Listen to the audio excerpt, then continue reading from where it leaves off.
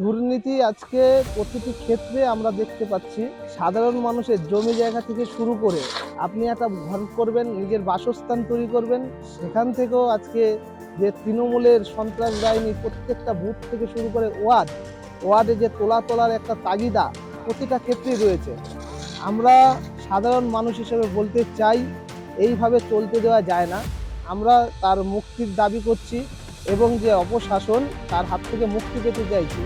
আজকে আমরা দেখেছি যে গ্রামে গ্রামে আবাসের টাকা ঢুকেছে, যে আমাদের আবাসের টাকা ঢুকেছে, সে আবাসের টাকায় থাবা বসাচ্ছে তৃণমূলের সন্ত্রাস বাহিনী। বলছে আমাদের টাকা দিতে হবে, নাহলে আপনার যে নেক্সটে টাকা ঢুকবে সেই টাকা আমরা এখান থেকে কেটে নেব, এই ধরনের হুমকি। আমাদের আশেপাশে যেখানে আমরা দেখতে পাচ্ছি যে জমি বিক্রি হচ্ছে বা ক্রেতা কিনছে বা বিক্রেতা বিক্রি করছে, তাদের উভয় পক্ষ থেকেই প্রত্যেকটা বুথে আজকে তৃণমূল কংগ্রেসের যে সন্ত্রাস বাহিনীর যে দাপানি, যে তোলা সেই তোলায় তারা অবিলম্বে সেই বিড়ম্বনার হাত থেকে আমাদের বেরিয়ে আসতে হবে। আমি সাধারণ নবদ্বীপ বিধানসভার একজন সাধারণ ভোটার হিসেবে দাবি রাখছি, এইভাবে চলতে দেওয়া যায় না।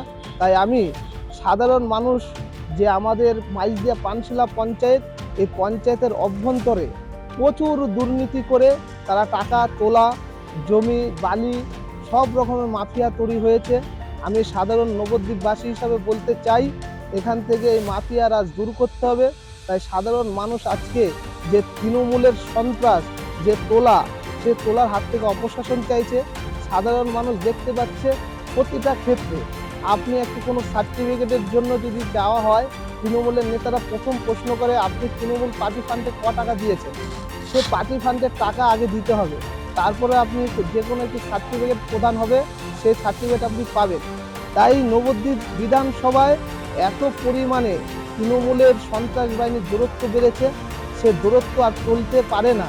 আমি সাধারণ মানুষ হিসাবে একজন বলতে পারি, সাধারণ নাগরিক হিসাবে বলছি যে এইভাবে তুলতে থাকলে সাধারণ মানুষ, যে শ্রমজীবী খেটে খাওয়া মানুষ, তারা তোলা কোথা থেকে দেবে?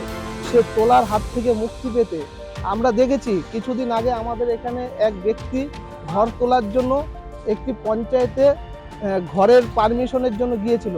সেখানে তার থেকে একটি মোটা অঙ্কের টাকা চাওয়া হয়েছে।